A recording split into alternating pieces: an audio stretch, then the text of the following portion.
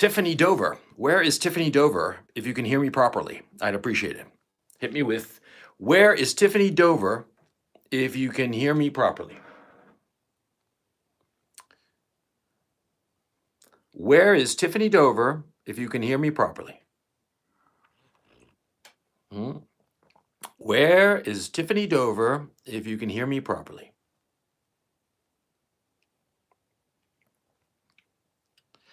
No, Mr. Coffee, delete your comment. That was mean. No, she's a human being and she doesn't deserve that treatment. Where is Tiffany Dover? Thank you all very much for joining me.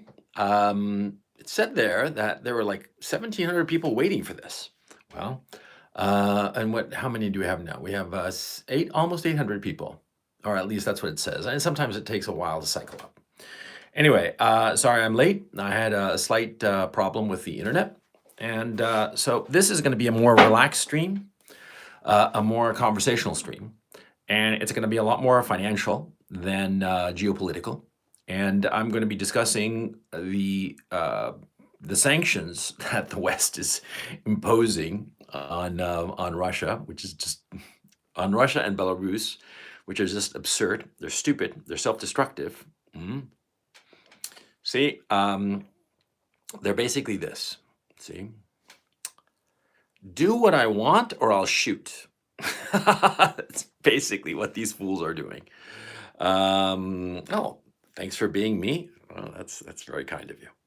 Yeah, I'm in a more relaxed mood today, though I'm stressed out, as I've been thinking about doing a stream and discussing the issue of what it's like to be in a war. And I'll tell you, it's very simple. You are bored out of your mind and terrified at the same time, all the time. You're bored and terrified every second because you have no idea what's going to happen. You have no idea if all of a sudden some bomb is going to blow up and take your whole building.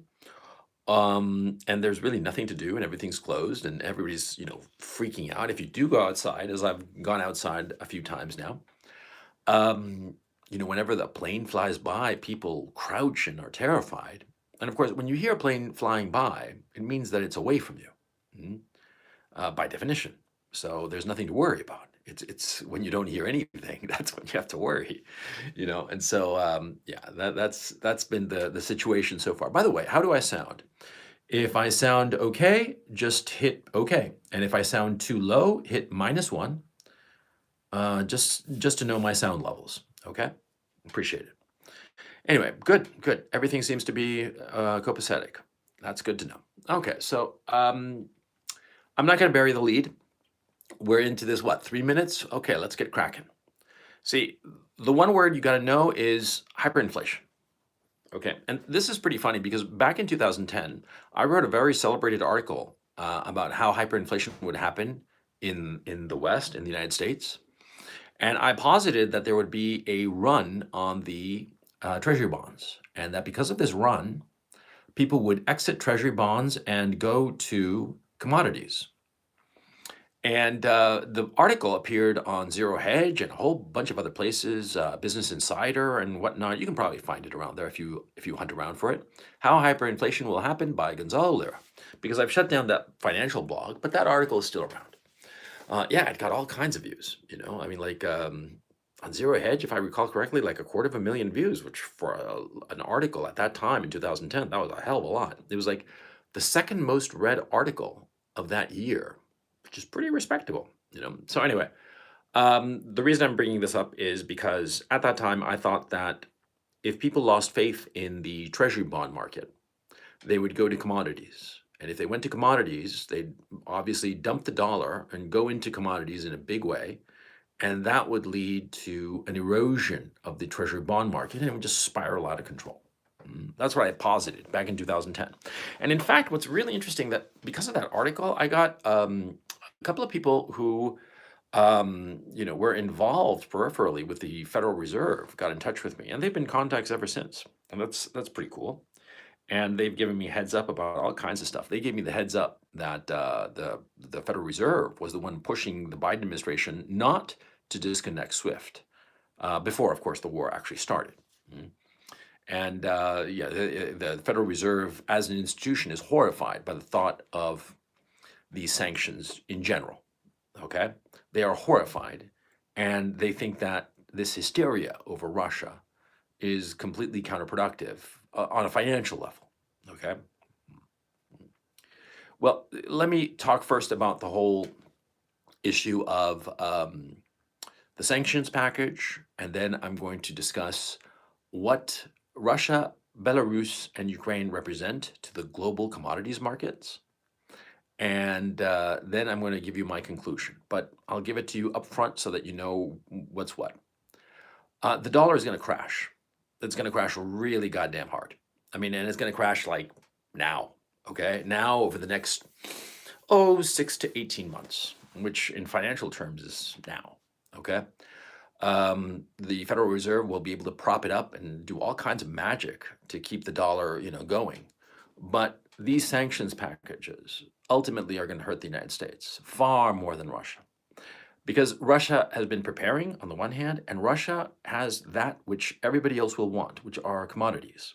They'll want agricultural commodities, industrial commodities, oil, energy commodities, oil and natural gas, of course. And so in the end, Russia is going to come out ahead of this. They're going to do extremely well. And I'm not saying this as, uh, um, you see, when I say that something is beneficial to Russia, it's not me cheerleading Russia. It's telling you what I honestly think. I'm not trying to say this in order for people to think that I'm a pro-Putin shill or some shit like that, or a Russia cheerleader.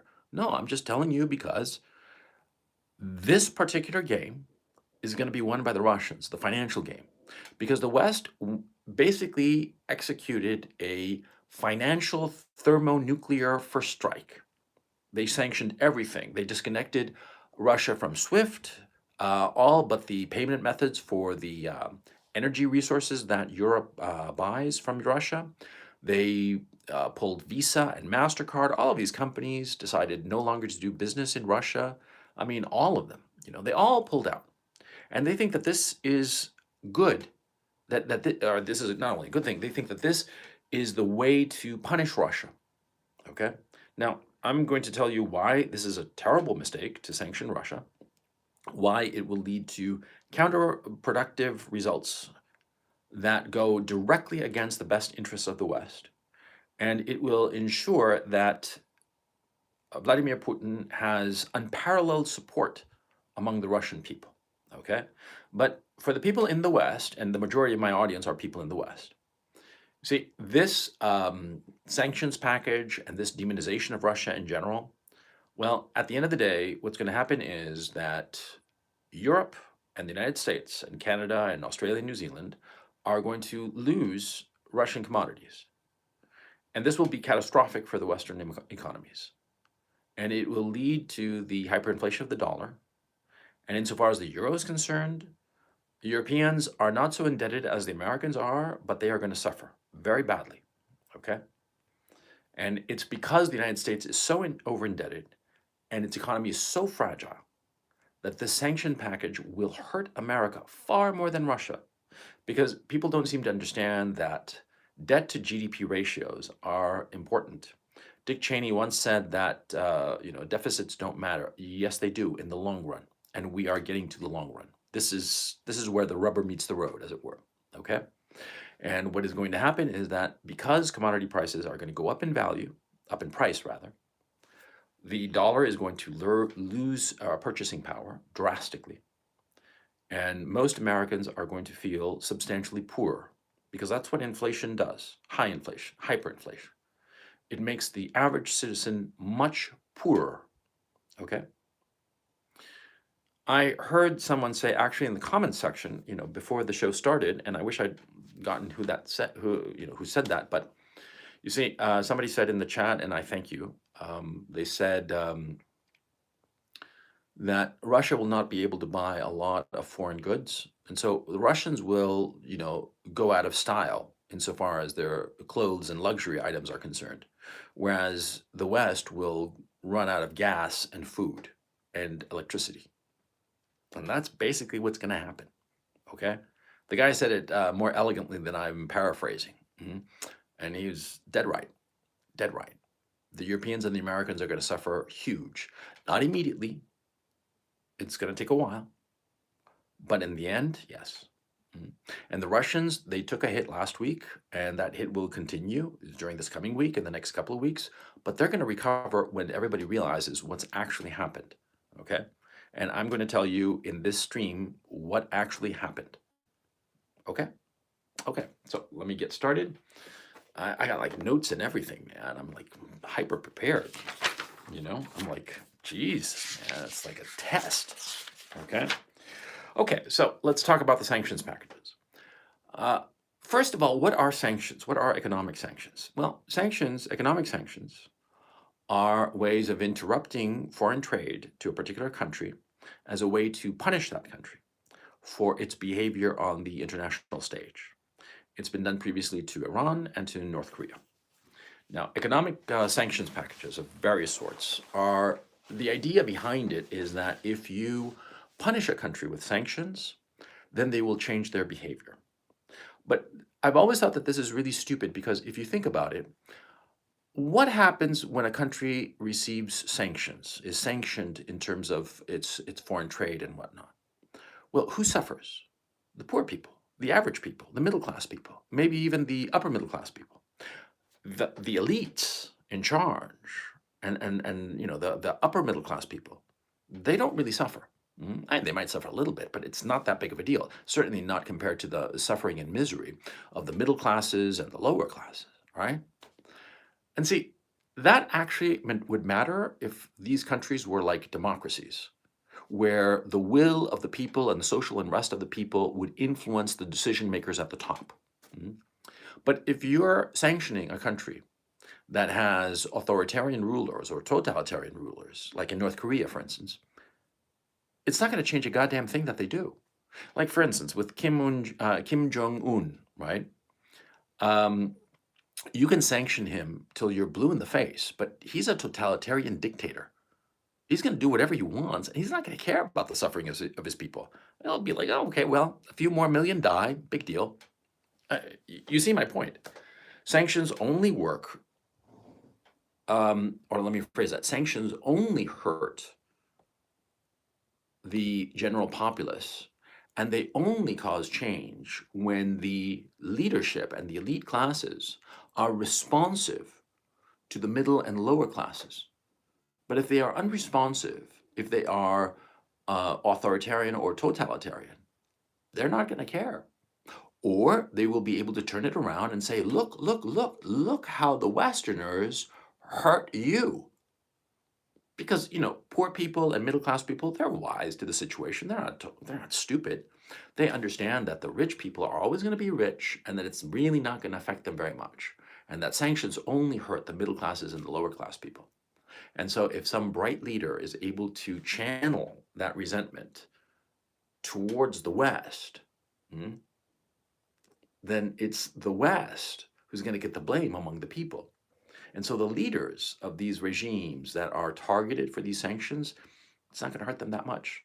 And in the case of North Korea specifically, since the North Korean regime controls information so tightly, the people aren't even aware of these sanctions. They figure that this is life and their lives are misery and, just shrug their shoulders and keep on pushing their carts or whatever the hell they do out in North Korea.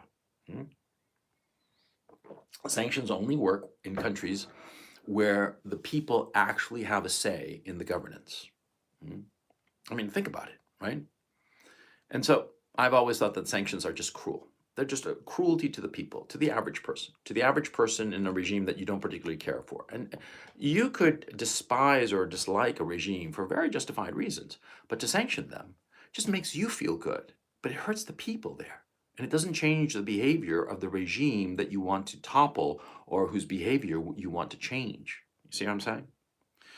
So, after Russia invaded Ukraine, the West went on a total tear. And since they realized that they couldn't really do anything about the Russians invading, what they decided to do was go whole hog on the sanctions package, Leroy sanctions, all the way. And they've done all these sanctions of all kinds. They even started sanctioning like India and countries that are like not sufficiently vehement in their condemnation of Russia.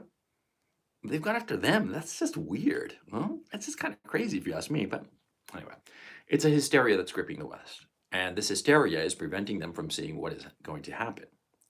You see, because Russia is the pivot player of a whole bunch of commodity markets. Now, specifically, between Russia, Ukraine, and Belarus, these three countries that are essentially now under Russian control, they control 35% of the market in potash, which is a fertilizer or a key component in fertilizer, 15% of the global market in urea, 25 to 30% of the world's export market in wheat, 25% of the barley market, the export market worldwide, and 15% of the corn market. That's, again, export market worldwide. Now, to Europe, they send half of Europe's food, 40% of Europe's gas, and 50% of Europe's oil. Okay? So last, when was it? Thursday? The Russians shut down one of their main pipelines to Europe, insofar as natural gas is concerned. Okay? Now, as I said, Russia sends 40% of the gas that Europe needs.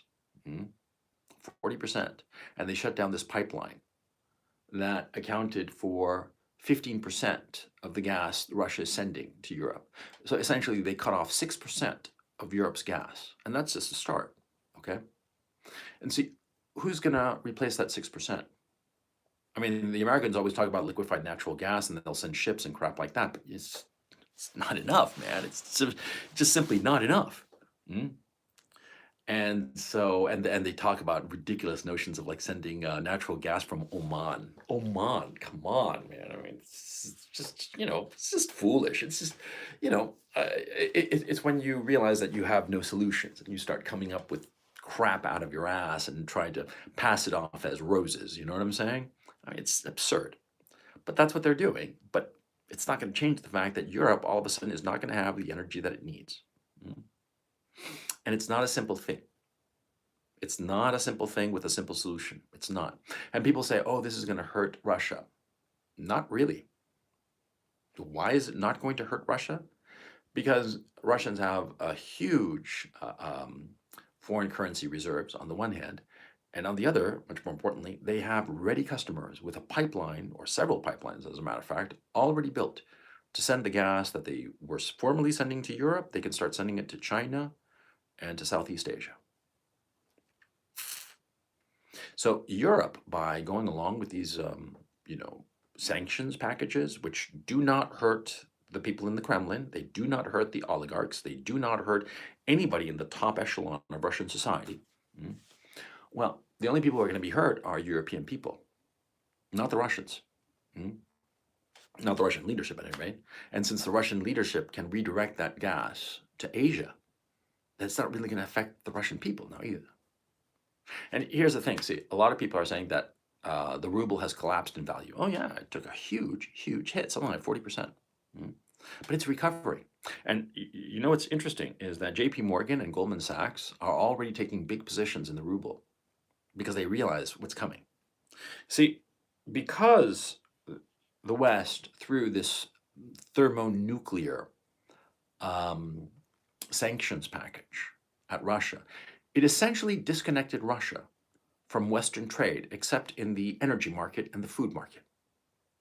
And see, if I own something, I don't have to sell it to you if I don't feel like it. And the Europeans don't seem to have understood that. The Europeans are under this mistaken notion of the famous meme by John McCain. The meme was that Russia is a gas station with nuclear weapons. That's the meme. And the notion that that Russia needed to buy all of its goods from the West. Well, that's not true. They've got China, and they have very, very good relations with China, and also India, okay? So they don't need to buy stuff from the West. It's nice, but they don't need it. It's not essential. It's not existential. But Russia's food and Russia's energy is existential for Europe. Okay, how many of you guys understand what I'm saying and the implications are starting to become clear to you, especially you Euro bros? Hit me with a +1 if you kind of like get where I'm going here. Hit me with a +1 if you're starting to understand, or +333 as you wish, that you guys understand what I'm driving at. See, this is a big deal. Europe is basically committing suicide, economic suicide, by going along with these stupid packages. And some of the countries are realizing it. For instance, Hungary all of a sudden closed out its export of food because they're realizing that if they start exporting food, they might not have any. See? And they're realizing that the commodities markets, actual tangible things, oil, gas, wheat, barley, potash, urea, all of these are essential. They're real. See? And they need it. And Europeans, see, by throwing this thermonuclear weapon, well, now it's Russia's turn to, uh, uh, fire off the return, the return salvo, economically speaking, of course. And you think the Russians aren't going to do it? They don't have anything to lose. They got cut off. I mean, it's remarkable how in a single week, Russia essentially got cut off economically from the West. But the West is still getting stuff that it existentially needs from Russia, whereas Russia did not lose anything that it existentially needed. This is the key issue here, see? Because, Louis Vuitton bags, and iPhones, they're nice to have, but you don't need them. But you do need electricity. You do need, heating oil and gas for heating, right? You do need gasoline. You need these things. But if you cut yourself off from your seller, if you go out and antagonize your seller, and the seller has other customers, who gets fucked? Hmm? I mean, it's pretty goddamn obvious now, isn't it? Mhm. Now, because of this, what is likely going to happen is that the Europeans, in very, very short order, are going to start paying, enormous prices for everything. Right now, I do believe that the 1,000 cubic meters of natural gas are trading at something like 2,200 euros. Chat, back me up on this, or give me the latest quote. Because I think it's absurd. I'm not paying that much attention to the specific prices because it doesn't really matter. It's the trend that matters. It's the political moves and understanding the trends of the prices, not the actual specific price. But anyway, the point is that, see, natural gas is trading at double what it was, say, a year ago. Okay. And see, you also have to understand that the global economy, the Western economies, are extraordinarily fragile because of the 2 years of COVID. Mhm. Now, you have 2 years of COVID where everything is shut down, and so many small businesses went belly up because everything got shut down for the stupid cold. And by the way, isn't it amusing how the whole thing now seems so trivial? The whole COVID bullshit seems like nothing at all, right? Well, yeah, it's pretty funny. I mean, you look back on it now and you're like saying, this is so trivial compared to what's going on now, at least to me. And maybe it's because I'm here in the middle of Ukraine, in the middle of the Battle of Kharkov. But to me, this whole COVID thing just seems trivial in comparison to what's coming. I'm not talking about the war, I'm talking about the depression, because that's what we're really talking about. Mhm. The Russians have yet to pull the trigger on their response to these sanctions. They will pull the trigger. And they have started to, insofar as European natural gas is concerned. They cut off 6%, just like that. 6% of Europe's natural gas needs were cut off last Thursday. That would scare the shit out of me if I were you. If you're a Euro bro, you're going to go cold. And you're going to have rolling blackouts. And your electricity bill and heating bill are going to go through the roof, especially your electric bill. Because everybody talks about renewables and stuff like that. Everyone who's in the energy sector, and I was involved in renewable energy business, everyone in the sector knows that it's a fucking scam. I did a whole Patreon broadcast on it. And yes, this is me shilling for my Patreon. Link is in the description below. But I did like a 2-3 hour presentation on renewable energies. And bottom line, it's a fucking scam. It's a money sink. It costs much more money than other forms of energy, especially nuclear. Nuclear is the best way to go insofar as energy is concerned. Okay, it's far more efficient, cheaper altogether. It's the way all energy production should be, because it's just cheaper, and less of an environmental mess. I mean, it's better all the way. Okay, but no, no. And the most important thing of all, of course, is that it's predictable. Renewable energies are not predictable. Renewable energy is only economically viable when the local government gives huge incentives to the producers of renewable energy. Huge incentives in the way of subsidies or certain tax breaks or regulatory breaks. In point of fact, insofar as the business that I organized in Chile, that's how we made our money. We arbitraged the regulations in Chile to make a boatload of cash. Okay. And see, no, people say that I'm a Russia shell, but I'm just saying that these guys are winning. Mm. Look, I'm watching a football game between the Steelers and the Cowboys. Those are teams I remember growing up.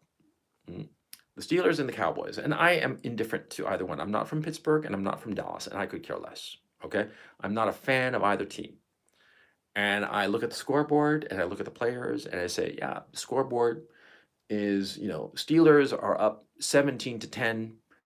Terry Bradshaw has the ball and he's on the 30-yard line, on first down. Yeah, I'm guessing that he's going to score a touchdown because that's the kind of player that Terry Bradshaw is. And yeah, that'll mean that, Pittsburgh is going to be up 24-10. Who's winning? Steelers. Does that mean that I'm pro Steelers? That I'm a shill for the Steelers? Huh? Is that how it works? Come on, grow up. Huh? Anyway, so to get back to this situation, renewable energy is a scam. And it's a scam that's worked really well because there was so much political pressure to do renewable energy, and the governments of Europe were rich enough to afford this bullshit that they went ahead with it. But now that the natural gas from Russia is going to get cut off, and Euro bros, it is going to get cut off, okay? It's inevitable because you in Europe cut off the Russians from everything else. They're going to do the same to you. It's tit for tat, baby. That's how it works, okay? Russia is going to cut you off from natural gas, from petroleum, from the food supply of Ukraine, Belarus, and Russia. You're going to be fucked. And that's the truth. Everything is going to go up in value, in price rather. Price, not value, price. So you who are in Europe, prepare for an extraordinary inflation. Everything is going to double from here to 6 months' time. And what's very interesting is that because of this very, very high inflation, well, the central banks are going to have to raise interest rates to try to control this inflation. And because of this, what you will have is real assets like real estate and all the rest of it. They're going to fall in price quite a bit, okay? I mean, they're really going to fall across all of Europe. You have an apartment now that's worth €1 million. I bet you in 2 years, it's going to be worth maybe a third of that, if that, maybe even less. I mean, in terms of nominal price, from $1 million, it'll go down to 300,000, and of course 300,000 depreciated euros because of the inflation. So, I mean, if you factor that in between the fall in the real estate price and the actual value of the currency, you're talking in the real estate market, I would not be surprised if we had a drop of everything put together of, 85%. And you're thinking that that's crazy, that's impossible. You wait. The housing market in Europe and the United States is going to crash. It's going to seriously crash because everybody's going to be cashing out all the assets that they have, the hard assets that they have, in order to keep pace with the commodity prices. That's what's going to happen. See? And how do I know this? Well, because something very, very similar happened in Chile. And, I'm from Chile. And between 1970 and 1973, we had a Leninist Maoist regime under Salvador Allende. And they crashed the economy, and we had hyperinflation in the last year before the military took over. And this is basically what happened. People started selling their hard assets to get cash so they could buy food. This is what's going to happen in the West. And you see, the thing is, the Western economies were already teetering. Okay, they were seriously teetering. And there's a school of thought in the West, among economists of the West, that a war would actually be good for the economy. People like Paul Krugman in particular, they're all hell-bent for leather on a war because they think that a war will be good for the economy, but it's not going to be good for the economy. No, it's just going to cause a huge hyperinflationary depression. And that's what we're about to experience in the West. And you guys think that I'm high, but I'm telling you, that's how it's going to be. And so let me explain the mechanics of it. See, so, and let me just see. Okay, so here's Europe and here's Russia. I mean, and when I talk about Russia, let's just assume that I mean Russia, Belarus, and Ukraine. Now they send energy and food to Europe, and it's like BMWs and Audis and Volkswagens and Louis Vuitton purses and shit like that, right? Finished products. So the Europeans have cut off the Russians. No more stuff for the Russians. But they still want the oil, the gas, and the food, right? Well, the Russians are going to just cut that out too. And they're going to be like separate, just totally separate. No trade going this way, no trade going this way. Okay. Oh man, I should have been a mime. So anyway, they're totally separate, right? Europe, Russia. What's Russia going to do? Scooting the map over so you can see, it's going to go to China and India and sell its commodities to them and buy from them finished goods, finished consumer products. And perhaps they're not going to be top of the line like the European stuff, but it's going to be good enough. I mean, like that commentator said, and I wish I caught his name and written down exactly what he said. It was very clever. The Russians are going to be out of style, but the Europeans are going to be out of food and out of electricity. Which do you prefer? Do you prefer to have second tier clothes and second tier cars, but at least you're warm and you've got the lights running? Or, you see what I'm saying? The Europeans are going to be freezing. Now, all of this speaks to an incredibly stupid political leadership. You Eurobros understand this. Your political leadership fucked up. Because instead of trying to come to some diplomatic solution to this problem with the Russians, instead of trying to give the Russians a way out so that they could wind down the invasion and not lose face, instead Europe and the Americans, and because the Americans were the ones who pushed this shit, decided to, fire the financial thermonuclear weapon, the thermonuclear first strike in the financial world. Of cutting Russia out. And you're all of a sudden going to discover that you needed Russia more than they needed you. And it's something that the Russians have fundamentally known for a long time. That's why they started pivoting to China. That's one of the reasons. Because they realized all of a sudden, with the mistreatment from the Americans and the Europeans, they started to realize, we don't need you. That's what they discovered. Because the meme that Russia is just a gas station with nukes, it's a funny meme, but it's not true. The Russians have a huge industrial base. Do you know that the energy sector accounts for roughly, depending on how you measure it, 18 to 25% of its total economic output? A substantial piece of it, yeah, but not the whole shebang. It's commodities industries altogether, including agros and all the rest of it, account for something like 55% of its total output. And again, it's a little variable because it depends on how you measure it, but that's not important. What's important is that, see, it has a huge service sector. It has a huge manufacturing sector. Russia is a lot closer to autarky than the West is. Autarky in the sense of being completely independent.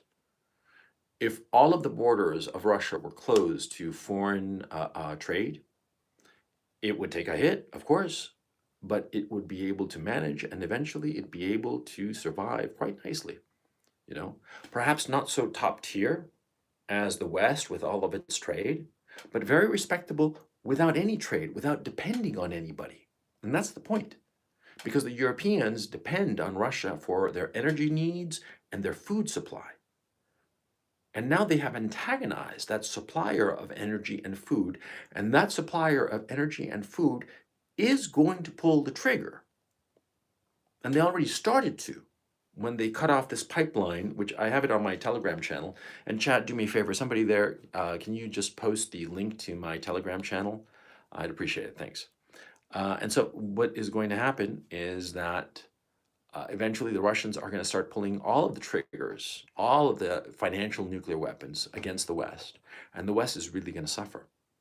Right now, the Moscow Stock Exchange is collapsing and the ruble is collapsing, but already smart investors, shrewd investors, are realizing this is the time to buy rubles. This is the time to get into the Russian stock market because it's going to come up because they don't need the West. That's what I'm trying to say.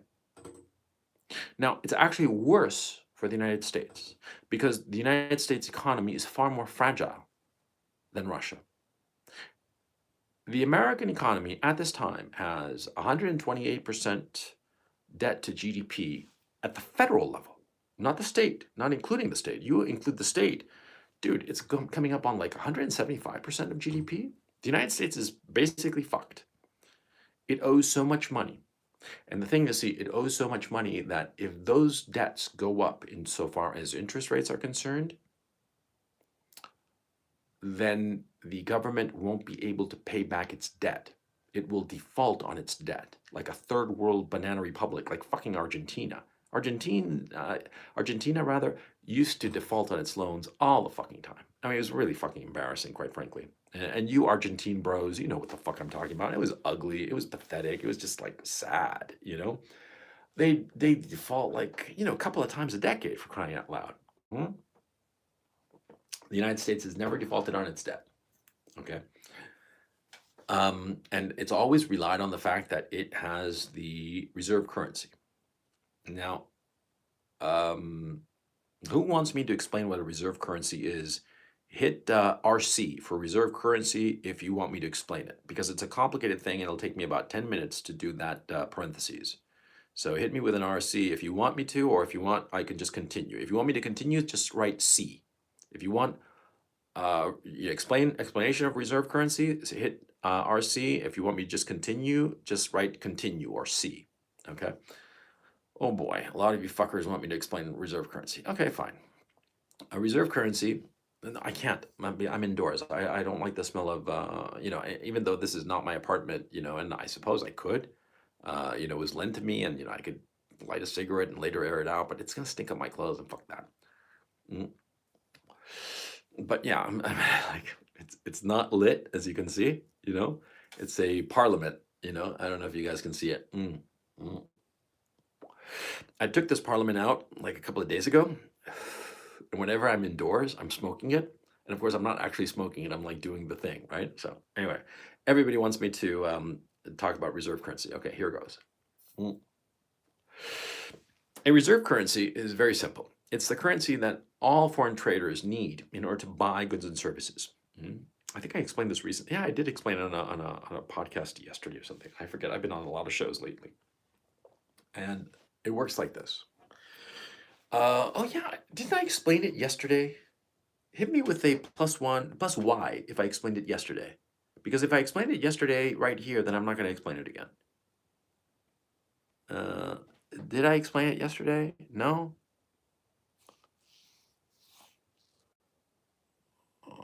Yeah, I did explain it yesterday. Okay, then fuck it. You're going to have to watch the one of yesterday. Anyway, the dollar is a reserve currency, but because of these sanctions, which are unprecedented, this is the first time that a major economy has essentially been canceled. Okay, what happens to people who get canceled? Do they disappear? No, they stay there. They still exist, right? And you still have to deal with them, especially if you need something from them. Now, don't you? Russia has been canceled. Now, because of this has freaked out a lot of countries, like Saudi Arabia, for instance. Because of this cancellation of Russia, they've started to move some of their money out of the dollar. And there are a lot of small fry countries like Ghana and shit like that that are starting to move out of the dollar because they don't want to be exposed to these sanctions that could potentially be catastrophic for their economies. So they're getting out of the dollar and moving into other currencies. They are diversifying. You see, when the dollar is the single reserve currency, that means that all the other countries in the world use dollars to trade among themselves. If you have, you're in Japan and you want to trade with, I don't know, India. See, the Indians have to take their rupees and buy US dollars to buy goods from Japan, and the Japanese have to take their yen and go out and buy some dollars to buy goods from India. That's how it works. But see, because the dollar is the reserve currency, it's the lingua franca of the financial world. But see, when you have the reserve currency and it's mismanaged, like the Americans are mismanaging it now, when you scare off people by these sanctions packages, then they start looking for other currencies that they could use to exchange between each other. The Japanese and the Indians say, this is kind of scary what the Americans are doing, so let's use another currency. Let's use, oh, I know, we could use the Chinese renminbi because you need the renminbi and I need the renminbi. And so we could both use that. Or we could use the ruble because you and I both buy energy from Russia. And the Russians are always happy to take rubles for their energy and for their agricultural products. So why don't we buy rubles? See? And I think a lot of traders are realizing that the rubles right now are cheap as fuck. I mean, they were already cheap to begin with, but now they're really cheap. Okay, now would be the perfect time to buy some options in rubles. I'm betting that a lot of traders are thinking this, right? So anyway, the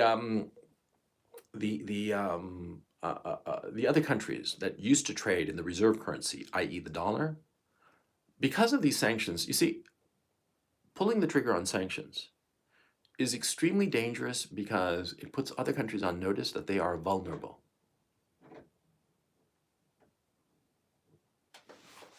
Hang on.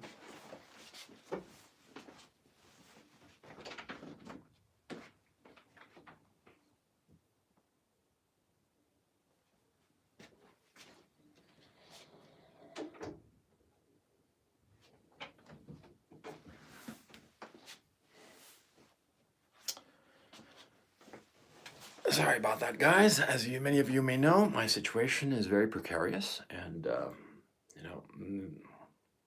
people are looking for me, so I get a little paranoid sometimes. When I hear some noise that I'm not supposed to hear, I get a little bit, just want to go and check it out. Sorry about that. I'm actually enjoying this very much because it's just something completely different from what I'm obsessing about on a daily basis. So doing this conversation, this stream, is very enjoyable for me. And by the way, to those of you who are my Patreon subscribers, the webinar tier subscribers, as soon as this live stream is over, I'm going to go over to the Telegram channel that I set up that I've already posted on Patreon, and I'm going to do the Q&A because that's where the Q&A is going to be. Okay, and I'll bring you on live, and we'll do the Q&A. And to those Patreon subscribers, I ask you, as usual, to please be brief and to the point, so that other people have the opportunity to ask questions. Okay, I love hearing from all of you, but I need you to be brief so that others have the opportunity. Okay, okay. So let me continue. Now, when you have a country that controls the reserve currency, like the United States, what happens is that the other countries buy your currency, and that maintains its value, you see? Because since the Japanese need to buy dollars to buy goods from India, say, or China, or wherever, that demand, that Japanese demand for the dollar, props up the price of the dollar. And that means that the Americans can go into debt, quite a bit of debt. They can go on a debt spree that no other nation on earth could go on. Because quite frankly, the level of debt that the United States has is so high that were it on any other country on earth, people would say that that country is bankrupt. The fact is, the United States is bankrupt, but the only thing that is keeping it afloat is the fact that it has the reserve currency. And the fools at the MMT, the modern monetary theorists, right, they've thought that, well, we have the reserve currency, so we don't have to worry about debt. We can just print as much money as we want. And that is technically true until the other countries in the world decide, you know something, I don't really trust you. I don't really trust you as the reserve currency. Because what if you decide to sanction me and fuck my economy over? So I'm going to start diversifying. Rather than have just the one reserve currency, maybe we start to have like three or four or five even, like the dollar, but also the euro, certainly the ruble, the renminbi, and maybe the yen. Hmm? And all of a sudden, things turn very south for the American economy, you see? And so, what the Americans have done, the American administration, the Biden administration, but not just the Biden administration, the entire leadership class of the United States, they have abused the position of the dollar as the reserve currency. And because of this, a lot of countries are going to start exiting the dollar and getting into other currencies. And they're not stupid. They realize that it's smart to get into the ruble because the ruble, since the Russians are the pivot player in so many commodities markets, energy and food, not to mention a whole bunch of metals and so on and so forth. All of a sudden they're thinking, oh man, it might be smart to get into the ruble. See? Now, somebody again posted a flag saying that I'm a Russian flag in meme form and saying that I'm like a Putin shell. It's very frustrating. It's very frustrating because you have to look at reality, and sometimes the people that you don't want to win are going to win. Huh? I mean, I am indifferent as to who's going to win, quite frankly. But what I'm seeing now is that the Russians are going to win. And yeah, they're taking a hit now, later on, and it's going to be all aces for them. They're going to be rich. Yeah, because everybody's going to want what they have. So anyway, about the United States. Bottom line, if you're American, if you're an American bro, if I were you, I'd go and fill up my gasoline, my gas tank today. Yeah, just go out there right now, fill it up before Monday. Because see, the markets are going to start to realize what's going on, and you're going to see a spike in gasoline prices. You're going to see $10 a gallon gasoline in 30 to 60 days, if not sooner.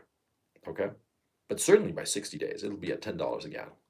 Yeah, I mean, how many of you right now listening to me think that I'm full of shit? If you think I'm full of shit, hit FS, FOS. F, capital F, little o, big S. If you think I'm full of shit, hit that. And if you think that I'm right on, hit RO. Full of shit or right on?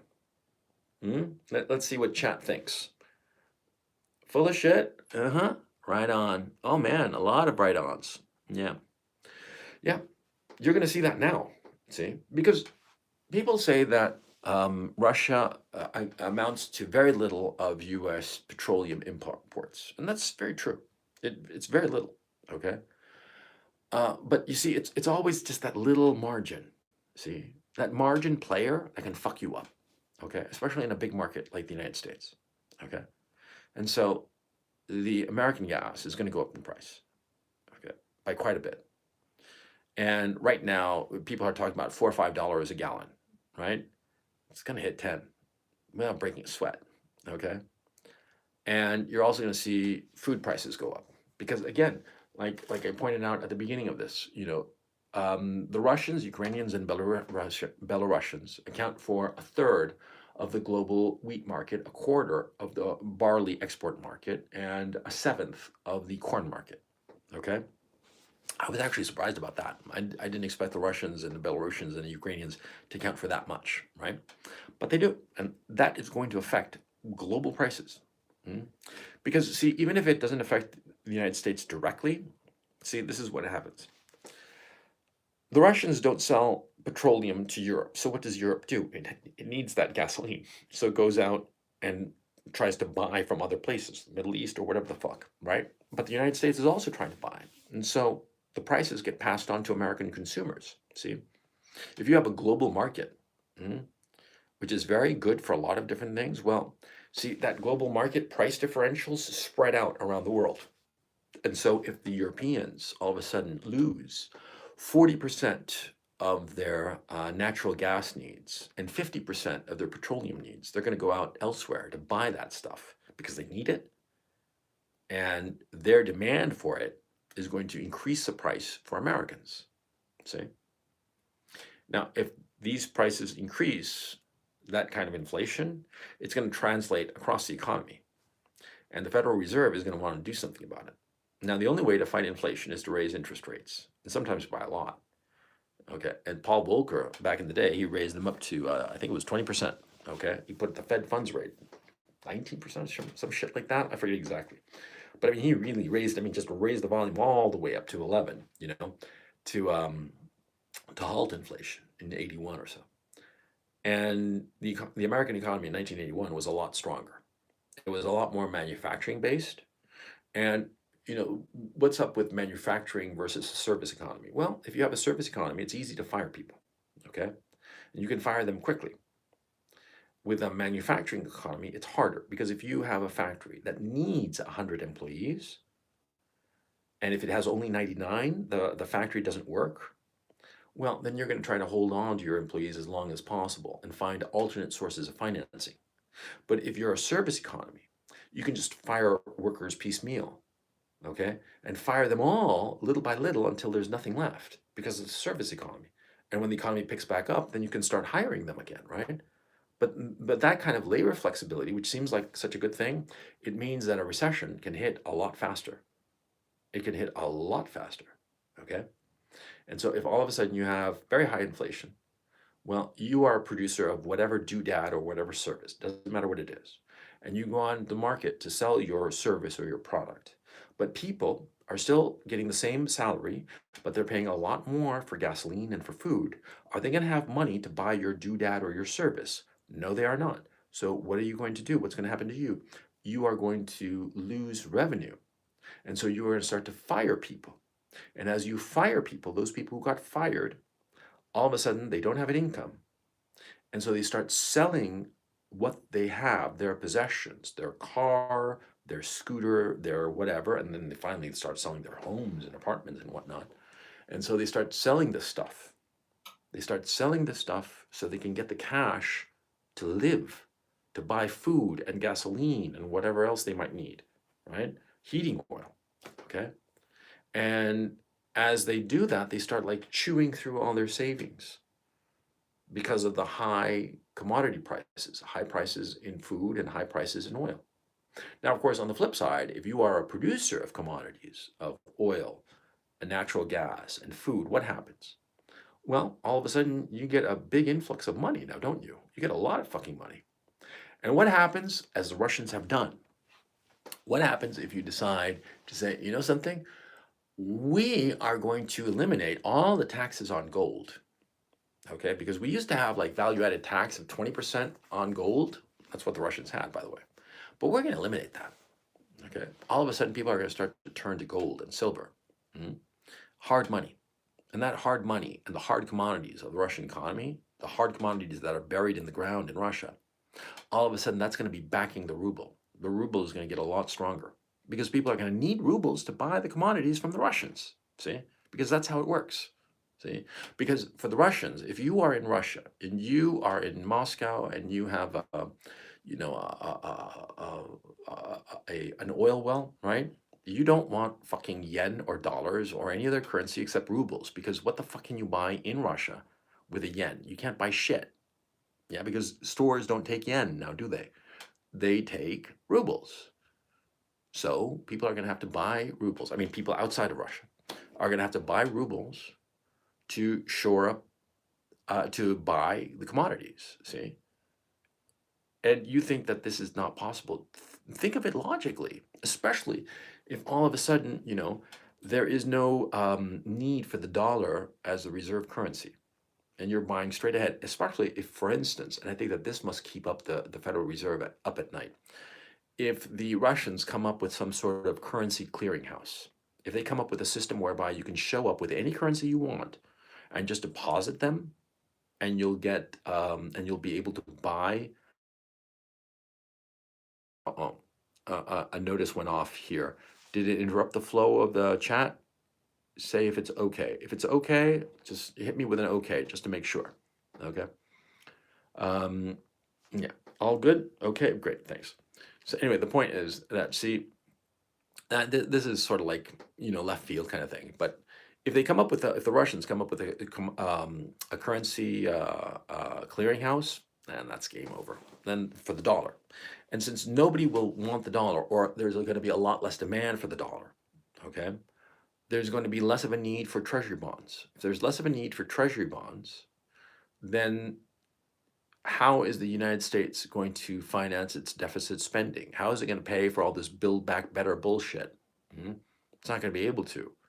So the only thing that they'll be able to do is print dollars to pay for stuff internally. And when there are a lot more dollars that are being printed up in the United States, but no demand for those dollars, what happens to the value of those dollars? It inflates. And that's how hyperinflation starts, by the way. It happens every single fucking time, the exact same way. And see, I'm realizing retrospectively that this was in the cards way back in 2010. I was basically right in 2010, but the Federal Reserve and the Treasury Department finessed the problem for 12 fucking years. But here we are. And now this commodities juggernaut, which is Russia, because this is not pro-Russian. This is just talking about reality, okay? If one country is responsible for a third of the global export market in wheat, then you have to call it a commodities juggernaut, whether you like it or not, okay? And since they have control over that amount of the commodities worldwide, the export markets, they have that much control over the European energy supply. They're in the driver's seat insofar as commodities are concerned. And since the Russian economy is developed enough that they can pretty much produce all that they want, and if they can't produce all that they want, they can go to China and buy it, then they don't really need the West now, do they? Yeah. Here's something else about the sanctions package. This sanctions hysteria and this Russia hatred, this 2 minutes of hate against Russia kind of shit that's going on, this is incredibly counterproductive. Because what has happened, and Russia bros, you tell me if I'm wrong, Putin for years has been saying that the West kind of like hates Russia. He's basically been implying it to the Russian people. And now all of a sudden the Russian people are realizing, hey, Uncle Vlad was right. Okay, I know it's not Vlad. It's actually, I think it's Vova. Uncle Vova was right. Yeah. The West, with this 2 minutes of hate, this hysteria and sanctions and all this bullshit, and this persecution of Russian, even of fucking Russian cats, even the poor Special Olympics athletes, the Russians are like, Putin was right, and all of a sudden they're on his side. His approval ratings are going through the roof. And people are saying, that these approval ratings are, government sponsored. Well, maybe they are, but I don't think that it's real. Okay? Yeah, because people are seeing that, yeah, the West really hates us. They're seeing it. And so because of it, they're rallying around the flag. They're supporting what Vladimir Putin is doing. Yeah. And so the sanctions packages only hurt the West. God damn, man. I mean, it's fucking crazy. It hurts the West. The American economy is incredibly fragile because of this. The European economy, it's going to be fucking ugly. I mean, the energy needs. That's the energy. I mean, forget about the food. They get half their fucking food from Russia, and they're pissing off the Russians something awful. That's just flat out stupid, But that's the Europeans for you, man. What can I say? So they are pissing off the Russians something awful. The Russians who control half their food, half their petroleum, and 40% of their natural gas for electricity and heating. If the Russians step on those oxygen tubes, man, it's fucking over for Europe, okay? Now, here's the other thing. See, the Germans have an issue with inflation. They are paranoid of it. So they're going to defend the euro. And it's for long historical reasons that aren't, that go back to 1914, actually 1918. That for these historic reasons, they will defend the euro at all costs because the Germans consider the euro their currency. After all, the European Central Bank is in Frankfurt. It's not in Brussels.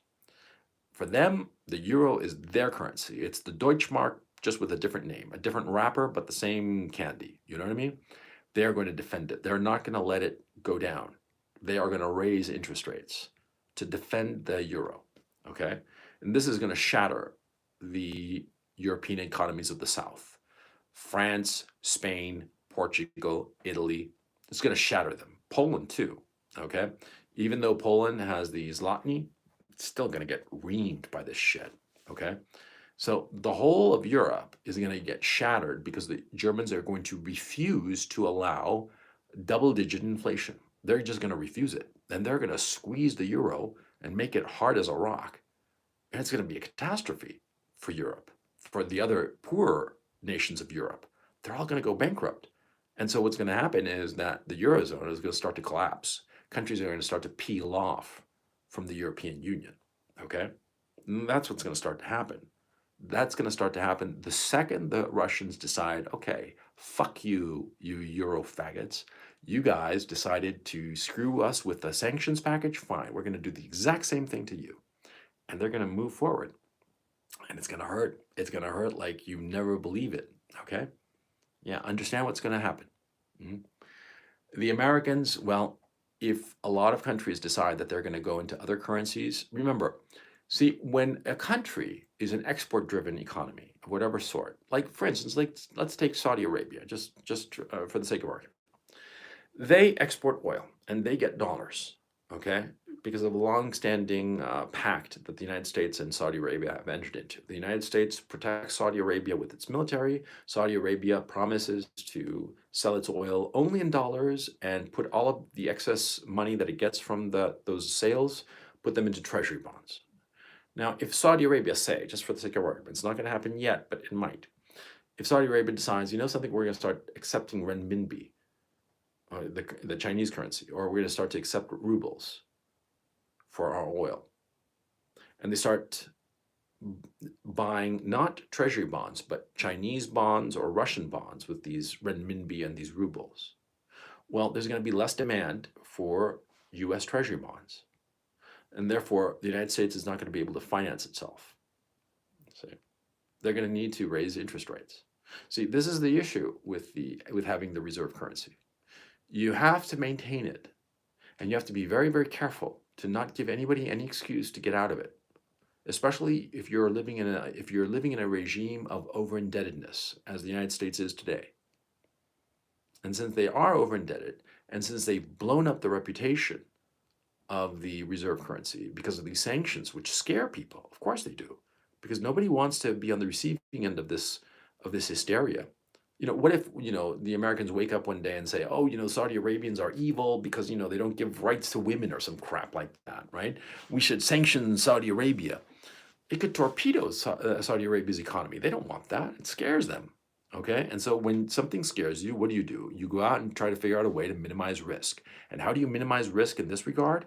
You diversify your currency portfolio, i.e. you get out of the dollar. And if you get out of the dollar, and if enough countries start getting out of the dollar, then people don't need to park their excess dollars in the treasury bond market. And since they don't need to park their currency, their excess reserves in the treasury bond market, there's less demand for the treasury. Less demand for the treasury means the United States government has a harder time financing its deficit, and eventually it's going to have to outright monetize its deficit, okay? Which it has sort of been doing by the back door with quantitative easing and all the iterations of it. But now it's really going to have to do it. Basically, the Federal Reserve might be in a position where it has to start buying stock in the stock market to prop up the prices of all this shit. And so what does that mean? It means that the whole fucking thing is going to go south. It means that the dollar is going to be worthless. It's going to be like, the Weimar Germany Deutschmark, like that, okay? That's what's going to happen. And these things take time. See, because smart guys realize this, but like consumers, it takes them a while. And I'm talking like a year or two. I mean, it's like the coronavirus thing, right? At first, the smart guys were the ones who figured it out. Remember, like in January, February, I was like freaking out about it. January, February of 2020. February and March, April, I was totally freaking out about it. And then like sort of like in June, July, I started realizing this shit is not that serious, right? But it's taken the rest of the population a good 18 months to figure out that that's not that serious. You see? See, the smart people are always on the bleeding edge of what's going on. And it takes a while for the rest of the populace to realize what's going on. And during that time, things seem to be going okay, just gently down. And then all of a sudden, when you get to a tipping point of people who realize what's what, then the whole thing goes right down, okay? Or right up, like in hyperinflationary terms, see? The value of the dollar is going to maintain for a while, for a few months. This thing that's happening, and especially when the Europeans cut off, the Russians cut off the Europeans from their commodities. Now, the collapse in the value of the dollar is not going to happen right away. It's going to take 12 months, 18 months, maybe 24 or even 30 months.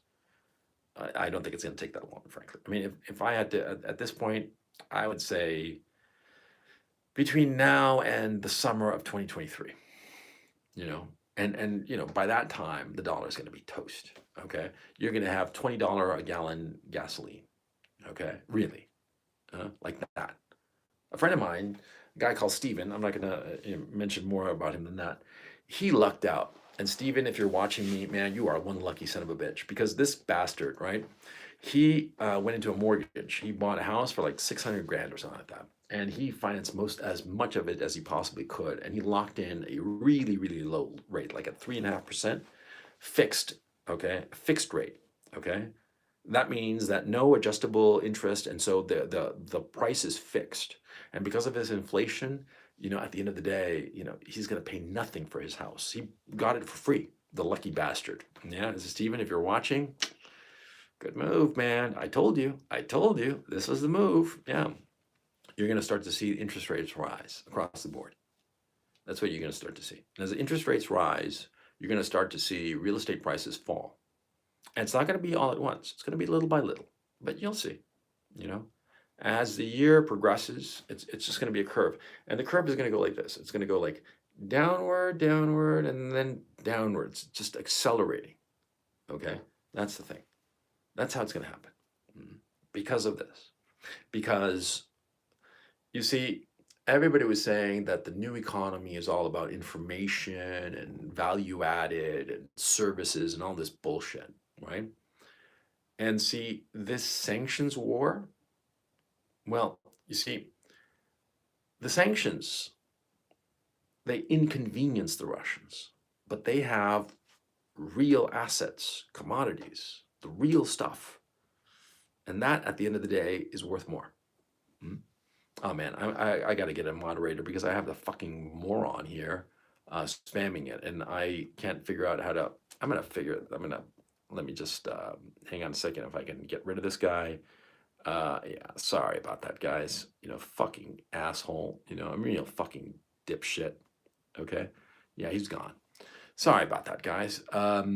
Yeah, I gotta get a mod, but I hate getting mods, because it's heavy lifting and all this shit. Anyway, as I was saying, this is gonna happen. So if you are an American, I'm going to tell you right now that gasoline is going to start to go up in price. That's the first thing that's going to go up in price. It's going to go up in price right the fuck now. Okay? So if you're smart, if I were you, really, if you're in like the Northeast or something like that, I'd call up your heating oil company and have them come and fill up your tank right the fuck now. You're not going to need that oil until next year probably. And I don't know, depending on the condition of your tank or whatnot, but it would be smart of you to fill up your heating oil tank right now. Because next year, you're going to be paying like minimum twice of what you're paying today and probably closer to 4 to 5 times. Yeah, that's the kind of inflation that you're going to get. Yeah, okay. And everything that I'm telling you, you fuckers who are smart, you understand the implications insofar as trading strategies are concerned. And you got to understand that, see, as commodities go up in value, people are naturally going to start chasing that high of the commodities returns. And so a lot of other asset classes are going to start going down as people exit those asset classes and go into commodities. See? And this goes for you crypto bros as well, by the way. You guys think that, oh, we got crypto, we're fine. No, you're not. See, the thing is, people got into cryptos for the same reason they got into all the other stupid businesses, because they were chasing returns, because the Federal Reserve has kept interest rates so low that people in their search for returns got involved in all kinds of risky businesses.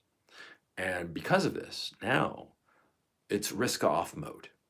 And so a lot of people are going to start exiting these risky businesses of whatever sort they may be, including cryptos, and they're going to start going into commodities in a big way, because commodities are real, they're solid, it's something, right? And not even real estate is that solid, because the real estate bubble depends on the ability to finance property.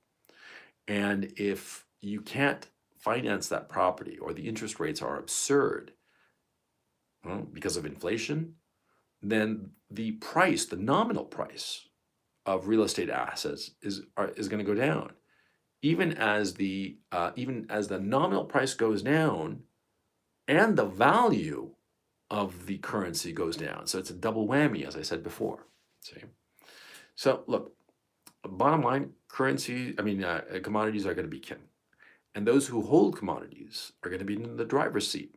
And like I said, who has commodities? Who's the pivot player in the commodities market? The Russians. See? So far from this situation hurting them in the long run, it benefits them in the long run.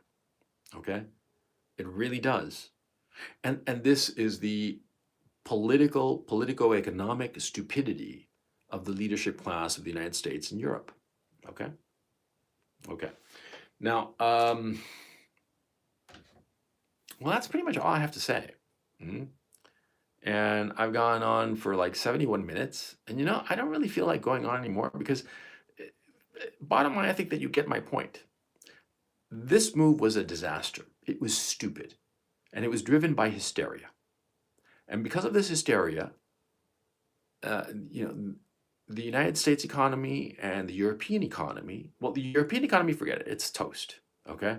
And as the Russians decide to play hardball with the Europeans, which they will, because they've got alternative buyers for their commodities, it's only going to hurt the Europeans. The Europeans, they fuck themselves, okay?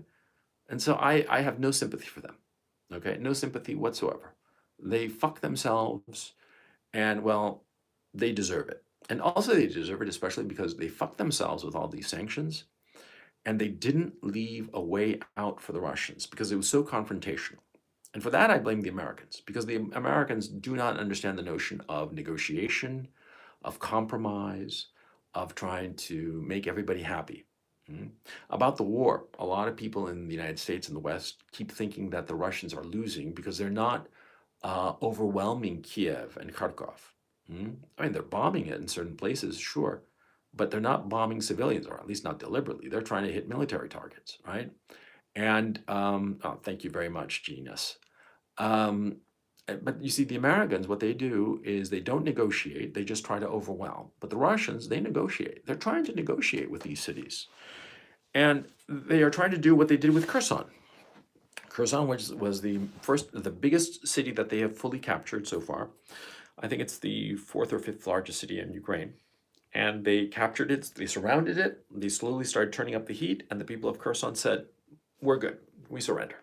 And the Russians rolled in, and what do? They let them keep their flag, they let the mayor stay in his office, and they let the whole bureaucracy stay.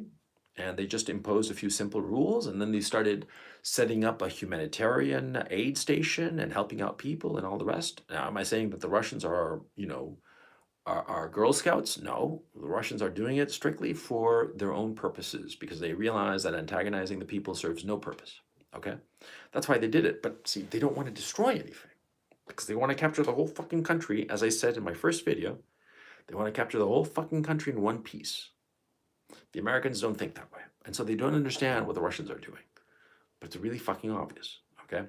They are going to capture the whole fucking country. They're going to capture the whole goddamn thing. And they're going to be in the driver's seat insofar as all these commodities. And the global economy, the globalist economy, the neocon economy, it's over. Excuse me, not the neocon, the neoliberal economy, it's over. The party is over. and the over-indebtedness and the deficit spending and all this shit that's been going on in the American economy, it it was, people kept saying it's unsustainable, and now we hit that wall. Okay, it's like that pretty girl who keeps, bouncing around from guy to guy, and everybody just tells her, settle down, you're gonna hit the wall, you're gonna hit the wall, and she's like, nah, no, I'll be fine, I'll be fine. Here we are. She hit the wall. This is what's gonna happen, or this is happening right now as we speak in the United States. So if you're smart, you understand what you'd have to do to protect your financial position. If the dollar is going to collapse in value, the smart thing would be to go into debt and use that debt to buy hard assets, buy, precious metals certainly, but real estate, that's always a good bet. Because see, when you buy real estate with a mortgage, see, the mortgage, if you get it at a fixed interest rate, it remains fixed. That's the fixed payment. But if you rent it out, you can raise it periodically, raise the rent price. And that's how, with inflation, see, anybody who has a debt to pay, it becomes less and less every month. See, that's the beauty of inflation if you are a debtor. Mhm. But of course, if you hold that debt, if you are owed the money, it's terrible for you, because every month that money that you receive from the loan you put out becomes less and less valuable. See, that's the thing about inflation. Mhm. And so if, and this is me, I'm not giving financial advice. See, if I were in this situation, I would get a few mortgages for like rental apartments, shit like that, something that's easy to rent in whatever city I'm living in, buy them at a fixed interest rate, and turn around and rent them out. And do you know who's done that? BlackRock. Everybody's been saying, why has BlackRock been buying all these properties, right? Just buying them sight unseen, and they don't care about paying 20% above margin. Well, because they see what's coming, and they realize that way back that inflation was on its way, and it was on its way. Okay, it's not a Biden thing, it's not even a Trump thing. It's this over-indebtedness, this debt overhang makes it inevitable that the dollar was going to inflate away. I called it in 2010, but I was 12 years early because the Federal Reserve, they're very clever customers, and they were able to engineer a minor miracle over these past 12 years. But now that miracle is finally done because of this war and because of these sanctions that are going to drive up commodity prices. See, because I was under the impression, my thinking was that people would lose faith in treasury bonds first, and they'd move their money from treasuries to commodities. But what's happened is that people are fine with treasury bonds, but they realize that commodities are going to go up, and so they're all going to commodities. They're leaving treasuries, not because they necessarily don't trust them at this time. Later, they will not trust them, but at this time, they're exiting treasuries not because they have any problem with the treasuries, but because they're chasing the yield, the trade value of the commodities. Because, of course, commodities don't have any yield, but there is the valuation of increased price. That's where you can get your yield, by trading in the commodities.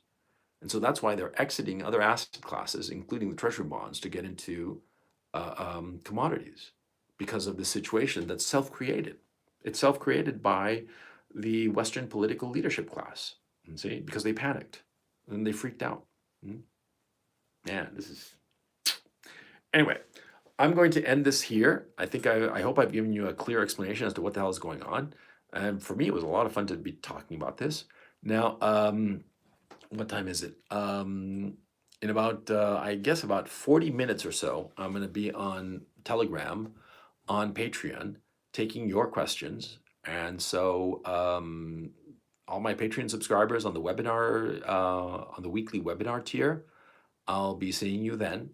And if you're not a member, please join, and yeah, I hope you've enjoyed this. I hope it's given you some insight to what's been going on. And yeah, take it easy, guys.